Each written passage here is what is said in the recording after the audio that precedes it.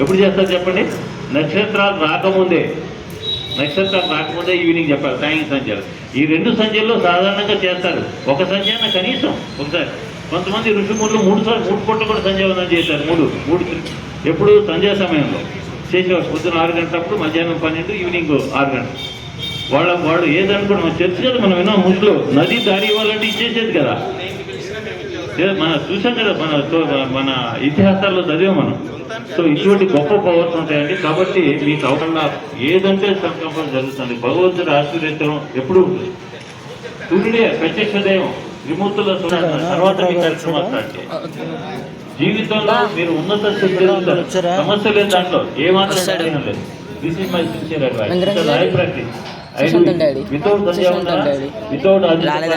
I will not come my house. Without puja, without Deeparajana in my house. స్నానం చేసి మా ఇంట్లో stove వెలిగిస్తారు. మహిళలు గుర్తుపెట్టుకోండి, లేకపోతే పాపం అది. బాత్రూమ్కి వెళ్ళి కాళ్ళు కడుక్కోవడం కాదు, స్నానం చేసి అగ్ని ప్రజ్వలన చేయాలి, లేకపోతే అది మహాపాపం. గుర్తుపెట్టుకోండి.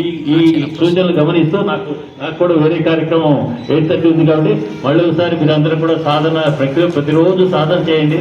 యోగ సాధన ఎవరి కోసం కాదు, మన కోసం. మన ఆరోగ్యం బాగుంటుంది, శారీరకంగా, మానసికంగా, ఆధ్యాత్మికంగా మన ఆలోచనలు బాగుంటాయి.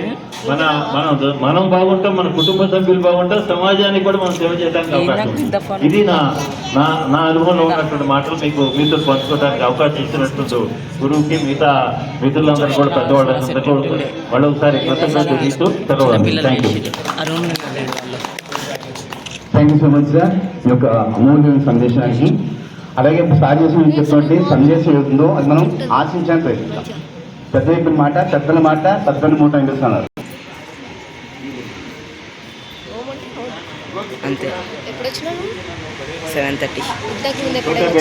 ఈ 2 మాకిద్దరికి అలవాటే. ఏ కార్యక్రమం కలిసి చేస్తాం మనం టుగెదర్. ఎందుకంటే యోగా అంటే టుగెదర్ కదా. సో అందరూ కలిసి ఉండాలి.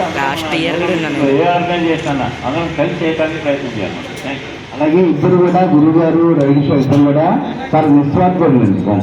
చాలా నిస్వార్థపరులు. అండ్ సమాజానికి కోసం ఇప్పుడు 24 గంటలు సమాజం కోసం పూర్తి చేస్తున్న అలాంటి సద్గుణం మనం